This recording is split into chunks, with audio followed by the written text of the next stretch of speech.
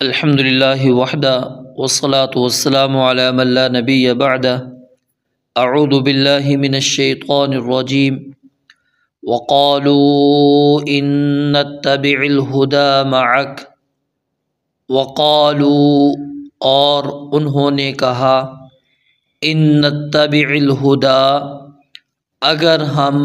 اس ہدایت کی پیروی کریں معک آپ کے ساتھ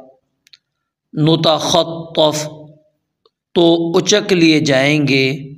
من ارضنا اپنی زمین سے اولم نمکن لہم اوا اور کیا آمنا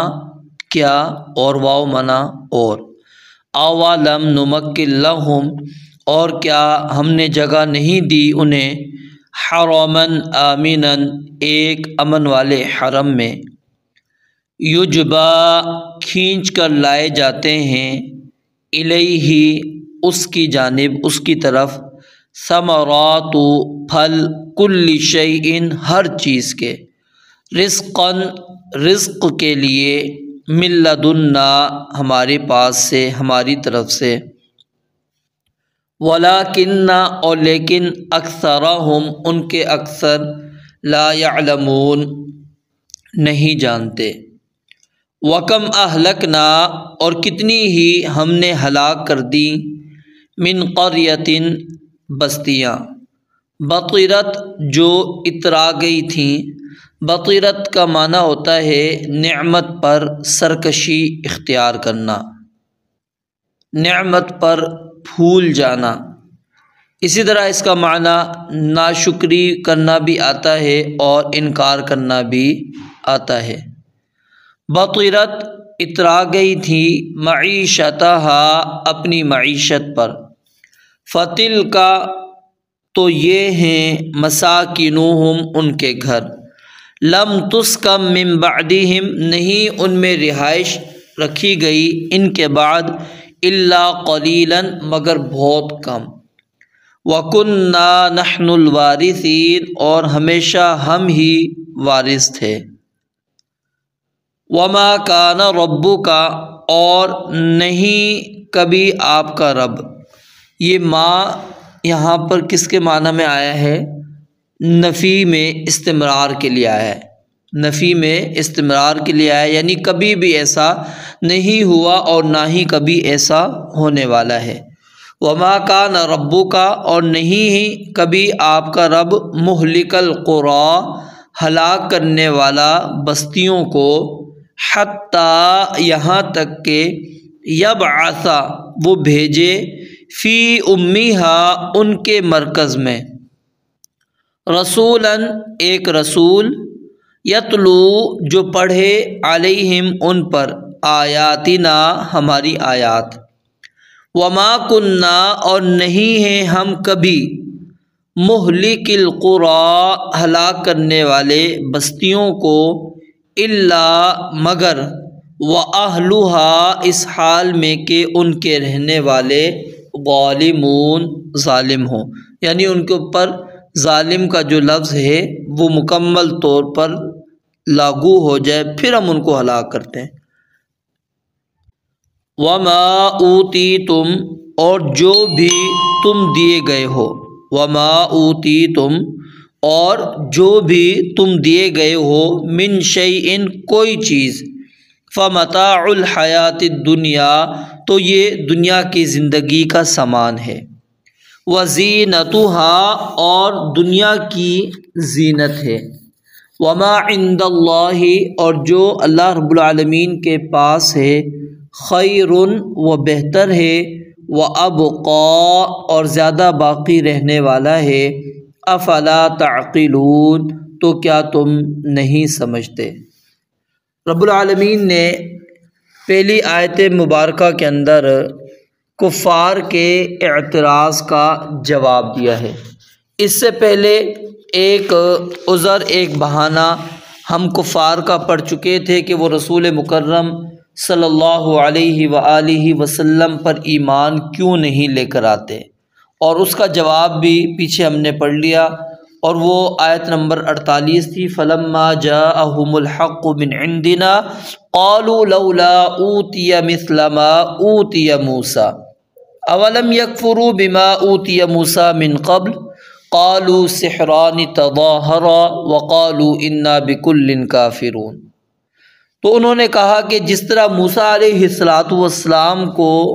جو معجزات دیے گئے تھے وہ معجزات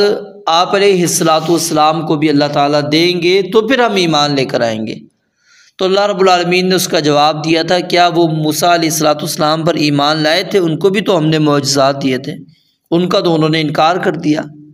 تو اس نبی کا بھی انہوں نے انکار کر دینا ہے۔ اور دوسرا اعتراض یہاں پر اللہ رب العالمین نے ان کا ذکر کیا، یا اس کو آپ بہانہ کہہ لیجئے کہ ہم آپ علیہ السلام پر ایمان کیوں نہیں لے کر آئیں گے۔ کہا کہ وقالو، انہوں نے کہا ان نتبع الہدی معک، اگر ہم آپ کے ساتھ آپ کی ہدایت کی پیروی کر لیں، یعنی جس راستے پر آپ ہمیں چلانا چاہتے ہیں کہ ایک الہ کی عبادت کرو، اپنے تمام معبودان باطلہ کو ترک کر دو، چھوڑ دو، ہم اگر تمہاری بات مان لیتے ہیں، ایک الہ کی عبادت کی طرف آ جاتے ہیں، ایک رب کو تسلیم کر لیتے ہیں، اسی کو اپنا رب بھی مانتے ہیں، الہ بھی مانتے ہیں، ہم اس کی ذات کے اندر، اس کی صفات کے اندر کسی بھی قسم کا کسی کو شریک نہیں تسلیم کرتے، تو اس کے بعد نقصان ہمارے ساتھ یہ ہونے والا ہے نتخطف من ارضنا، کہ ہمیں ہماری ہی زمین سے اچک لیا جائے گا، لوگ ہمارے دشمن بن جائیں گے، ہمیں تباہ کر دیا جائے گا، برباد کر دیا جائے گا، ہم سارے عرب کی مخالفت مول لے لیں گے اور وہ ہمیں اس علاقے سے نکال دیں گے، ختم کر دیں گے۔ تو اللہ رب العالمین نے فرمایا اولم نمکن لہم حرما آمنا، یہ ان کے عذر کا جواب دیا جا رہا ہے۔ کیا تمہارے سامنے عرب کے حالات نہیں ہیں کہ عرب میں ہر طرف بد امنی کا دور دورہ ہے، کسی کی جان محفوظ نہیں ہے، کسی کا مال محفوظ نہیں ہے، دن دہاڑے لوگ کسی کو بھی اٹھا کر غلام اور باندی بنا کر اس کو فروخت کر لیں، بیچ لیں یا اپنے کاموں کے لیے استعمال کر لیں، قبائل آپس میں غربت اور فقر کی وجہ سے لڑ رہے ہیں۔ کیا اس وقت ہم نے اس حرم والی جگہ کو امن والی جگہ نہیں بنایا تھا کہ یہاں پر کسی جانور کو بھی نہیں ستایا جاتا، یہاں پر کسی کو کوئی نقصان نہیں پہنچایا جاتا؟ اولم نمکن لہم حرما آمنا، کیا ہم نے ان کے لیے حرم کو امن والی جگہ نہیں بنایا؟ یہ حرم والی جگہ اللہ رب العالمین نے انتہائی پرامن بنائی ہے، یہاں پر ہر قسم کا جانور بھی اگر محفوظ آ جائے وہ اپنے آپ کو محفوظ سمجھتا ہے۔ ہمارے استاد فضیلت الشیخ حافظ ثناء اللہ الزاہدی حفظہ اللہ تعالی، وہ ایک دفعہ انہوں نے ہمیں یہ واقعہ بیان کیا، وہ کہتے ہیں میں نے اپنا خود مشاہدہ کیا ہے کہ وہ جانور جو حدود حرم سے باہر ہے، وہ اگر ہم اس کے پاس سے گزریں تو وہ ہم سے ڈر کر بھاگ جایا کرتا تھا، لیکن اگر حدود حرم کے اندر کوئی جانور بھی موجود ہے اور ہم اس کے پاس سے گزر جاتے تو وہ بالکل بھی ہلتا نہیں تھا۔ کیوں؟ اس کو ڈر اور خوف نہیں تھا، بالکل امن کے اندر وہ ہوتا تھا کہ مجھے اب کوئی یہاں پر نقصان پہنچانے والا نہیں، مجھے کوئی پکڑ کر لے جانے والا نہیں، مجھے ذبح کرنے والا نہیں ہے، مجھے کوئی اڑانے والا یہاں پر نہیں ہے۔ تو یہ انہوں نے اپنی کیفیت بیان کی، وہ کہتے ہیں میں نے خود مشاہدہ کیا اس چیز کا۔ تو آپ بھی جب جائیں اس چیز کا مشاہدہ کر سکتے ہیں کہ اللہ رب العالمین نے اس حرم کو کتنا پرامن بنایا ہے، وہاں پر ہر چیز امن محسوس کرتی ہے۔ تو اب اللہ رب العالمین فرماتے ہیں اولم نمکن لہم حرما آمنا، کیا ہم نے ان کے لیے حرم کو امن والی جگہ نہیں بنا دیا تھا کہ اب ان کی جان بھی وہاں پر محفوظ، ان کا مال بھی محفوظ، کتنا ہی بڑا دشمن کیوں نہ ہو، پرانی ہی دشمنی کیوں نہ ہو، اگر حدود حرم کے اندر ان کو مل جایا کرتے تھے، وہ آپس میں لڑائی جھگڑے نہیں کرتے تھے، قتل غارت نہیں ہوتی تھی۔ کیوں کہ وہ بھی اس چیز کو اس کے امن کو تباہ اور برباد نہیں کرتے تھے کہ اللہ تعالیٰ نے اس کو حرم قرار دیا ہے اور امن والی جگہ اللہ رب العالمین نے اس کو قرار دیا ہے، تو ہم بھی اس کو امن والی جگہ بنائیں۔ تو اللہ رب العالمین گویا کہ یہاں پر یہ بات کر کے یہ بات بیان کرنا چاہ رہے ہیں کہ وہ کافر ہیں، اس وقت کیا ہیں؟ وہ کافر ہیں، مشرک ہیں، اللہ رب العالمین کے نافرمان ہیں، سرکش ہیں، لیکن اس کے باوجود اللہ رب العالمین نے ان کے لیے حرم کو امن والی جگہ بنا دیا۔ تو کیا جب وہ توحید پر آ کر کھڑے ہو جائیں گے، اسلام قبول کر لیں گے، رسول مکرم صلی اللہ علیہ وسلم کی بعثت کو تسلیم کر لیں گے، تو کیا پھر اللہ رب العالمین امن کو ختم کر دے گا؟ اللہ تو پھر اور زیادہ ان کو امن دے گا، اور زیادہ اللہ رب العالمین ان کو سکون وہاں پر دیں گے۔ اور فرمایا یجبا الیہ ثمرات کل شیء رزقا من لدنا، اور یہ مکہ کی وادی کون سی وادی ہے؟ غیر ذی زرع، جہاں پر کوئی کاشت نہیں ہوتی، لیکن دنیا جہان کا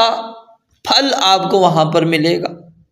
ہر طرح کی نعمت آپ کو وہاں پر ملے گی۔ یجبا الیہ ثمرات کل شیء، اللہ فرماتے ہیں ہر پھل ہم نے اس جانب کھینچ کر ہم لے کر آئے ہیں، ہم وہاں پر کھینچ کر لے کر آئے ہیں۔ اور یہ کھینچ کر کون لایا ہے؟ من لدنا، اللہ فرماتے ہیں یہ ہم اپنی طرف سے لے کر آئے ہیں کہ سارے تجارت کے مال وہیں پر کھینچے آ رہے ہیں۔ تو جب ہم نے کفر کی حالت میں ان کو اتنا امن دے دیا، اپنی نعمتوں سے نواز دیا، تو کیا وہ جب ہمارا دین اختیار کریں گے ہم انہیں پناہ نہیں دیں گے؟ ہم ان کو دست درازی سے محفوظ نہیں رکھیں گے؟ ہم ان کے اوپر یہ نعمتیں چھین لیں گے؟ نہیں، اور زیادہ ہم ان کو نعمتیں دیں گے۔ جب سیدنا ابراہیم خلیل اللہ علیہ السلام نے بیت اللہ کی تعمیر کی، اس وقت ایک دعا کی تھی، وَإِذْ قَالَ إِبْرَاهِيمُ رَبِّ اجْعَلْ هَٰذَا الْبَلَدَ آمِنًا، کہ اللہ اس شہر کو امن والا شہر بنا دے، وَارْزُقْ أَهْلَهُ مِنَ الثَّمَرَاتِ، اور اس کے رہنے والوں کو پھل دے دے، کیونکہ یہ وادی ایسی ہے یہاں کاشت کو تو نہیں ہوگی، اب اس کو آباد بھی کرنا ہے، تو اس لیے یہاں پر اللہ پھل دے۔ لیکن کس کو؟ ابراہیم علیہ السلام نے تو دعا کی تھی کہ اللہ اس کو صرف دے جو تجھ پر ایمان لاتا ہے، آخرت پر ایمان لاتا ہے۔ اللہ نے کہا ومن کفر، جو کافر بھی ہوگا میں اس کو بھی نعمتیں دوں گا، اس کو بھی میں امن دوں گا، اس شہر میں آ جائے گا اس کے لیے بھی امن ہے، اس کے لیے بھی نعمتیں موجود ہیں۔ ہاں ثم اضطروہ الی عذاب النار، لیکن اگر وہ کافر باز نہیں آیا، اپنے اس کفر پر ہی ڈٹا رہا، تو اس کو اٹھا کر جہنم کے اندر میں ڈال دوں گا پھر۔ تو اللہ رب العالمین فرماتے ہیں تم اچکنے کی بات کر رہے ہو،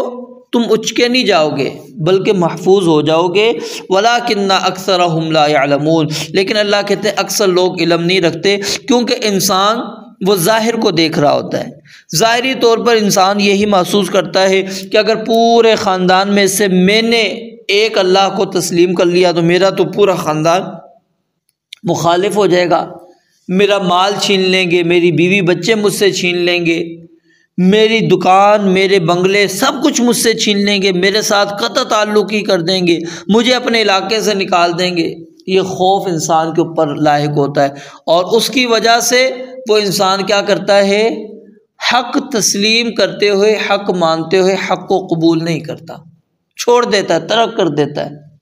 تو یہ طرز عمل درست نہیں ہے، یہ بہانہ اللہ رب العالمین فرماتے ہیں تمہارا نہیں چل سکتا کہ تمہیں ایمان لانے کے بعد تمہیں وہاں سے اچک لیا جائے گا، سارے تمہارے دشمن بن جائیں گے، تمہیں نکال دیے جائیں گے، نہیں، بلکہ اللہ تعالیٰ نے اس حرم کو امن والی جگہ بنایا ہے، اور اسی جگہ پر ہر طرح کے پھل تمہیں اللہ رب العالمین دیتے ہیں۔ جب اللہ رب العالمین نے کفر کی حالت میں تمہیں یہ ساری نعمتیں دی ہیں، تو کیا ایمان قبول کرنے کے بعد اللہ تعالیٰ تمہیں یہ نہیں دیں گے؟ وَكَمْ أَهْلَكْنَا مِنْ قَرْيَةٍ بَطِرَتْ مَعِيشَتُهَا، یہاں پر معیشتها، یہاں پر اللہ رب العالمین نے یہ بات بیان فرمائی ہے، یہ دوسرا عذر ان کا ہے، اور اس عذر کا دوسرا جواب ہے، جو پیچھے ہم نے پڑھا نا، اس عذر کا دوسرا جواب ہے کہ تم نے یہ کیسے گمان کر لیا کہ تم ایمان لانے کی صورت میں تباہ اور برباد ہو جاؤ گے، بلکہ ایمان لانے کے بعد اللہ تعالیٰ نے تمہیں درجات دینے، اللہ تعالیٰ نے تمہاری معیشت کو محفوظ کر دینا ہے، فرمایا وَكَمْ أَهْلَكْنَا مِنْ قَرْيَةٍ، اور کتنی ہی بستیاں ہیں کہ بطیرت معیشتها، جو اپنی معیشت کے اوپر اتراتی تھیں، جو اپنی شان و شوکت کے اوپر، اپنی سیادت کے اوپر، اپنے عزت پر، اپنے مال پر، اپنی دولت کے اوپر وہ اترایا کرتی تھیں، اپنی خوشحالی کے اوپر اتراتی تھیں۔ مثلا قوم عاد پڑھ لیجئے سورہ شعراء کے اندر جا کے، قوم سمود، قوم لوط، قوم شعیب، اللہ کہتے ہیں ہم نے ان کو ہلاک کر دیا۔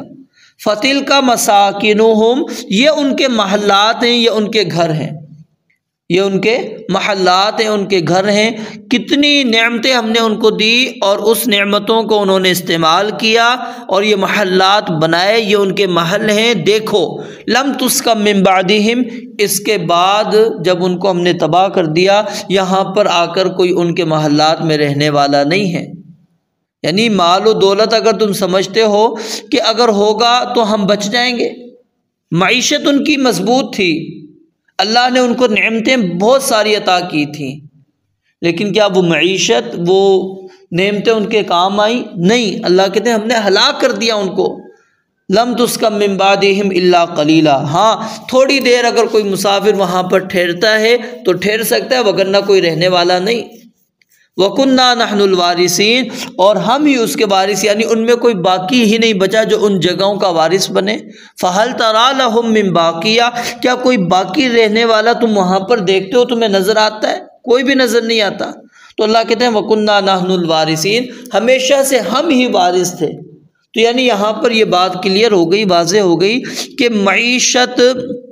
اگر ہم اپنی مضبوط کرنا چاہتے ہیں تو وہ ایمان کے ساتھ ہو سکتی ہے۔ اگر ایمان نہیں ہے تو یاد رکھیں آپ کے پاس ہر طرح کی دنیا کی نعمت موجود ہو، وہ کسی بھی کام آنے والی نہیں۔ قوم عاد کے پاس بہت کچھ اللہ تعالیٰ نے دیا، قوم سمود کو اللہ تعالیٰ نے بہت کچھ دیا، لیکن تباہ ہو گئی، برباد ہو گئیں۔ لم تسکن من بعدہم الا قلیلا، ان کی رہائشوں میں کوئی بھی رہائش اختیار کرنے والا نہیں ان کے گھروں کے اندر۔ پھر آگے اللہ رب العالمین نے نافرمان بستیوں کو ہلاک کرنے کا اصول بیان کیا، کہا وما کان ربک مہلک القری۔ اللہ رب العالمین نے، یاد رکھیے،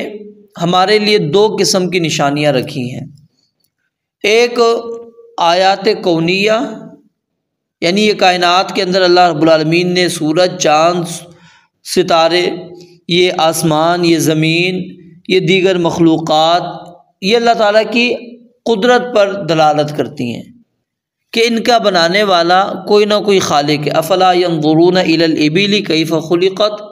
والى السماء کیف رفعت والى الجبال کیف نصبت والى الارض کیف سطحت امن خلق السماوات والارض۔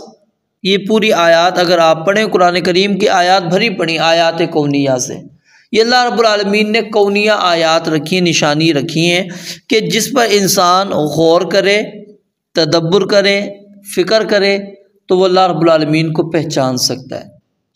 اللہ رب العالمین کا تعارف اس کو ہو سکتا ہے، وہ حقیقی طور پر اللہ رب العالمین کی پہچان کر سکتا ہے۔ کیوں کہ جب انسان غور کرے گا تو وہ اس نتیجے پر پہنچے گا اس کا کوئی نہ کوئی صانع موجود ہے، اس کا کوئی نہ کوئی خالق موجود ہے۔ اور خالق اگر بندہ پھر تلاش کرنا شروع کرے گا تو اس جواب کے اوپر آ کر انسان کھڑا ہوگا کہ اللہ رب العالمین کی ذات ہے، اللہ کے علاوہ کوئی اور ذات نہیں۔ اب اگر اللہ تعالیٰ چاہتے تو رب العالمین اگر انہی آیات کی بنیاد کے اوپر ہمیں جہنم کے اندر ڈال دیتے، ہمیں اپنے عذاب کے اندر مبتلا کر دیتے،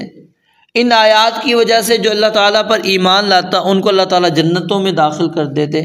اپنی رحمتوں کے اندر داخل کر دیتے، کوئی اللہ رب العالمین سے سوال کرنے والا نہیں تھا، اور نہ ہی اللہ رب العالمین کا یہ ظلم ہوتا،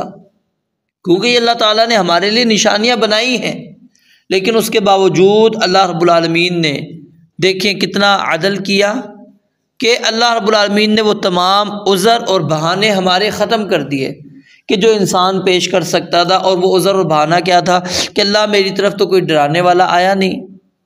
مجھے کوئی تنبیہ کرنے والا آیا نہیں، مجھے کوئی خبر دینے والا آیا نہیں، کسی نے مجھے بتایا ہی نہیں کہ تو اللہ اکیلا معبود ہے، تیری عبادت کرنی ہے، تیرے سوا کسی اور کی عبادت نہیں کرنی، ہم تک کوئی تیرا پیغام پہنچانے والا نہیں تھا۔ تو اس لیے اللہ رب العالمین نے کیا ہے، انبیاء اور رسل ان کے سلسلے کو اللہ رب العالمین نے شروع کیا، اور انبیاء اور رسل کے سلسلے کے ساتھ اللہ رب العالمین نے جو اپنی شرعی دلائل تھے، شرعی آیات تھیں، وہ اللہ رب العالمین نے مکمل کر دی، تاکہ انسان کے اوپر کسی قسم کا کوئی عذر اس کے لیے باقی نہ رہے۔ تو اللہ رب العالمین فرماتے ہیں وما کان ربک مہلک القری، کبھی بھی ایسا نہیں ہوا۔ یہ یہاں پر نفی کس میں ہو رہی ہے؟ نفی میں استمرار آ رہا ہے، ہمیشگی آ رہی ہے کہ کبھی بھی ایسا نہیں ہوا اور نہ ہونے والا ہے کہ آپ کا رب بستیوں کو ہلاک کر دے، تباہ کر دے، برباد کر دے۔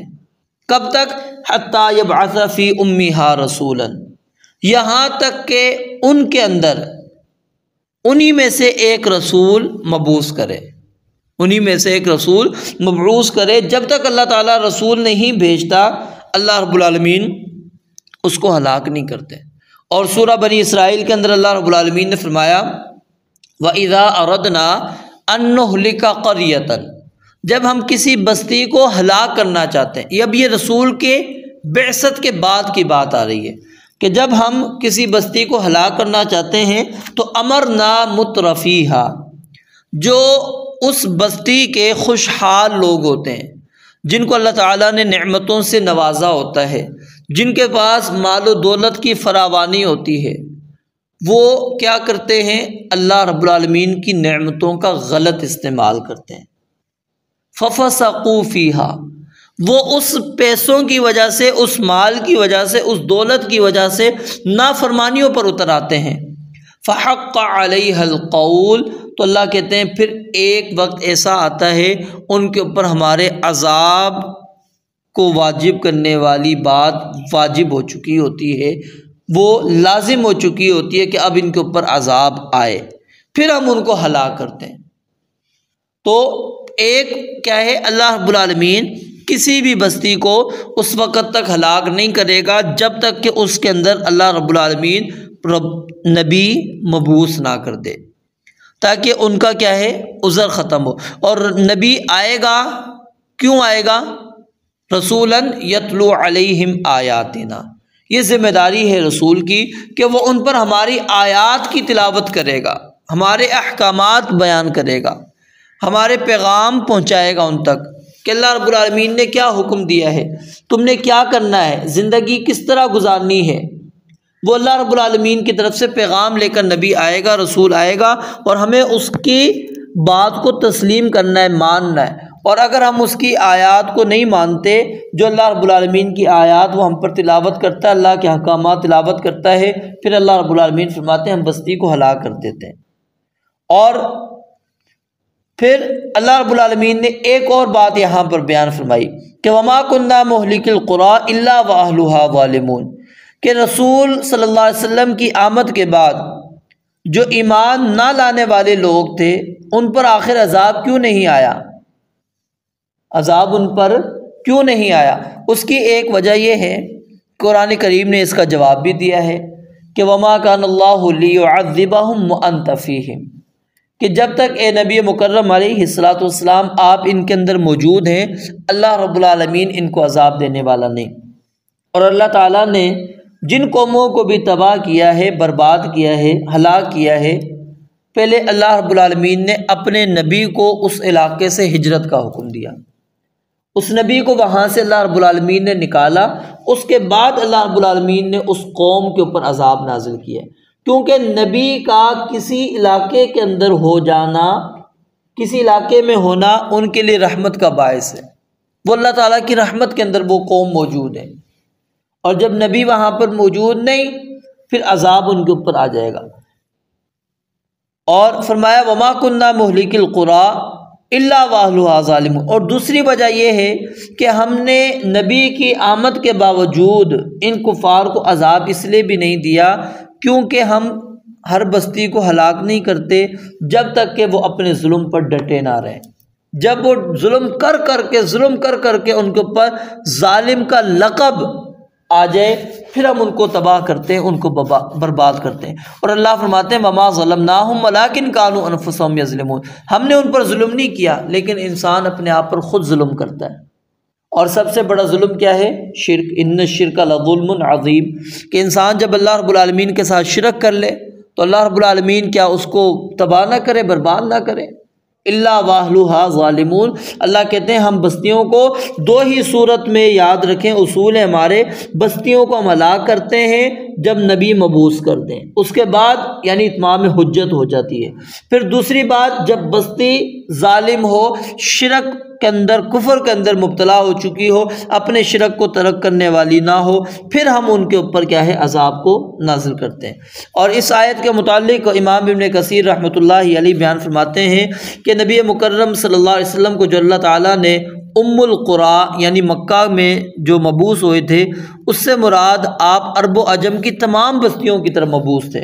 اس کی دلیل کیا ہے؟ جیسا کہ اللہ تعالیٰ فرماتے ہیں وَكَذَلِكَ أَوْحَيْنَا إِلَيْكَ قُرْآنًا عَرَبِيًّا لِتُنذِرَ أُمَّ الْقُرَىٰ وَمَنْ حَوْلَهَا، جو اس کے ارد گرد ہے۔ قُلْ يَا أَيُّهَا النَّاسُ إِنِّي رَسُولُ اللَّهِ إِلَيْكُمْ جَمِيعًا۔ اور اسی طرح نبی علیہ الصلوۃ والسلام نے فرمایا وَكَانَ النَّبِيُّ يُبْعَثُ إِلَىٰ قَوْمِهِ خَاصَّةً وَبُعِثْتُ إِلَى النَّاسِ عَامَّةً، لوگ نبی جو ہیں وہ اپنی خاص قوم کی طرف آیا کرتے تھے، اور مجھے اللہ تعالیٰ نے تمام لوگوں کی طرف نبی اور رسول بنا کر اللہ تعالیٰ نے مبعوث کیا ہے۔ تو حتیٰ یبعث فی امیہا، رسولاً سے مراد صرف آپ مرکز سے مراد یہاں پر مکہ نہیں ہے، اور یہ بھی یہاں پر یہ بات ثابت ہو گئی کہ اصل مرکز جو ہے وہ ہمارا وہ کیا ہے؟ مکہ ہے، ٹھیک ہے، یہ ہمارا اصل مرکز ہے۔ اور اگلی آیت کے اندر اللہ رب العالمین نے فرمایا، یہ کفار مکہ کے شبہ کا تیسرا جواب ہے، جو انہوں نے اعتراض کیا، بہانہ پیش کیا، اس کا اللہ رب العالمین تیسرا جواب دے رہے ہیں۔ اصل میں ان کا شبہ یہ تھا کہ اگر ہم دین کو قبول کر لیتے ہیں تو سب سے بڑا نقصان ہماری دنیا کا ہوگا، دنیا کا مال و متاع ہم سے چھین جائے گا،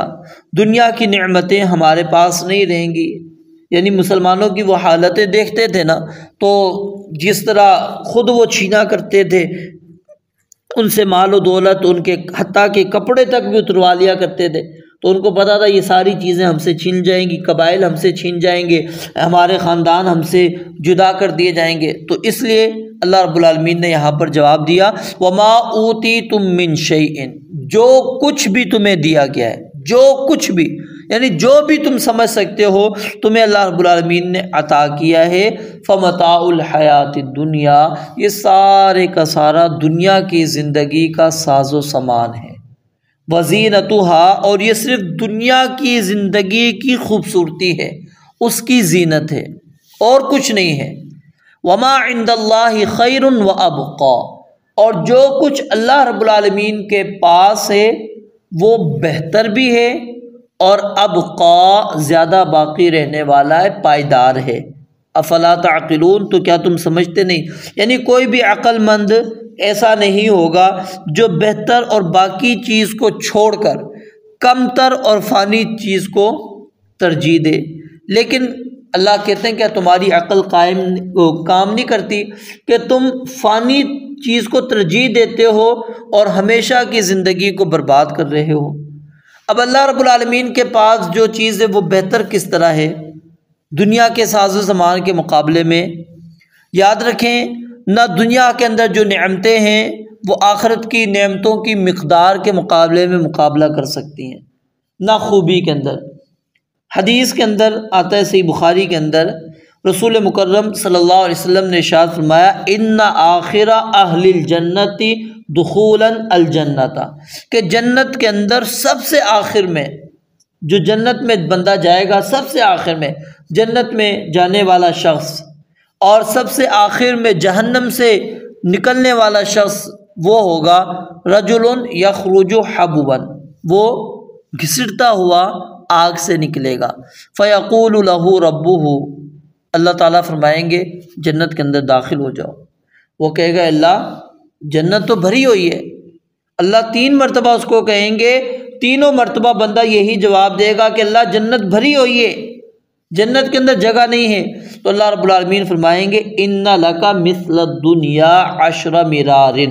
کہ تجھے جنت کے اندر جو ابھی میں جگہ دینے والا ہوں وہ جگہ اتنی ہے جتنی کہ دنیا، یہ جو دنیا ہے نا کتنی ہے، ٹھیک ہے، اس کے 10 گنا آپ کر لیں، یہ 10 دنیا اور بن جائیں، وہ اللہ رب العالمین آخر میں جانے والا جو جنتی ہے اس کو اللہ رب العالمین دیں گے۔ تو اندازہ لگائیے جو پہلے جنتوں میں جائیں گے ان کو اللہ رب العالمین کتنی جگہ عطا کرنے والے ہیں، کیا یہ دنیا کا مقابلہ کر سکتی ہے؟ ہمارے پاس دنیا یہ دنیا ہے ایک ہے، اور اللہ تعالیٰ جنت میں آخر میں جانے والا شخص جو جہنم میں سزا بھگت کے جا رہا ہے اس کو اللہ تعالیٰ کتنی بڑی نعمت دے رہے ہیں، اس دنیا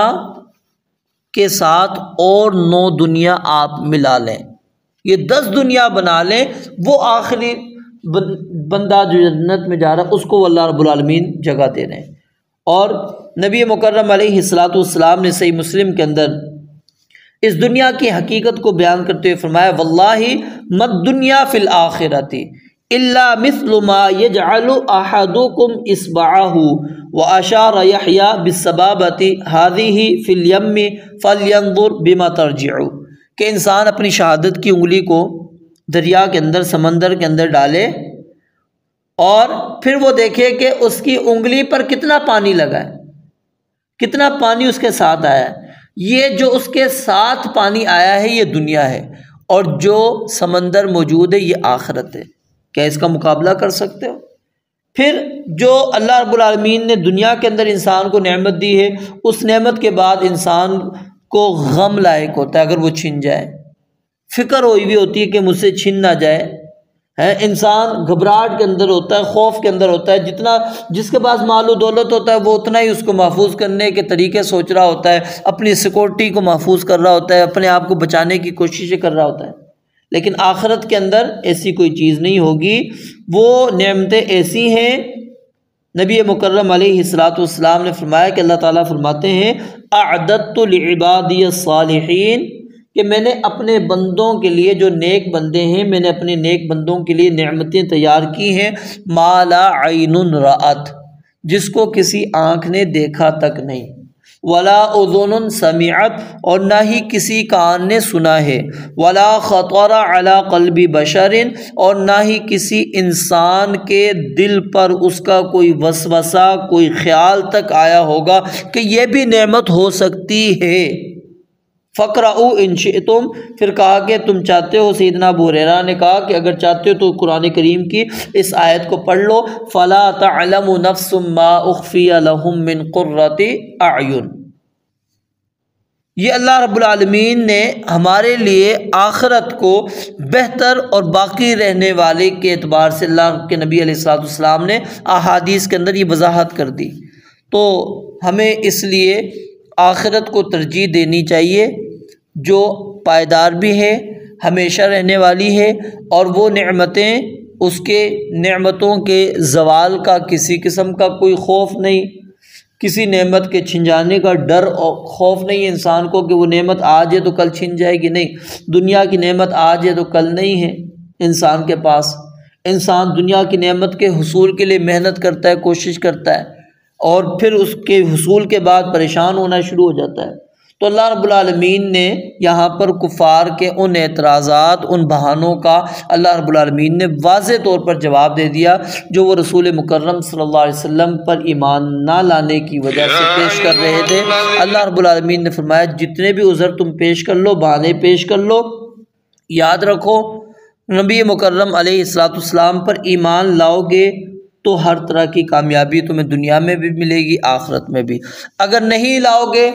تو پھر دنیا کے اندر بھی ناکامی ہے، آخرت کے اندر بھی ناکامی ہے۔ رب العالمین سے دعا ہے اللہ تعالی ہمیں حقیقی معنی کے اندر رسول مکرم صلی اللہ علیہ وآلہ وسلم پر ایمان لانے کی توفیق عطا فرمائے۔ وآخر دعوانا ان الحمد للہ رب العالمین۔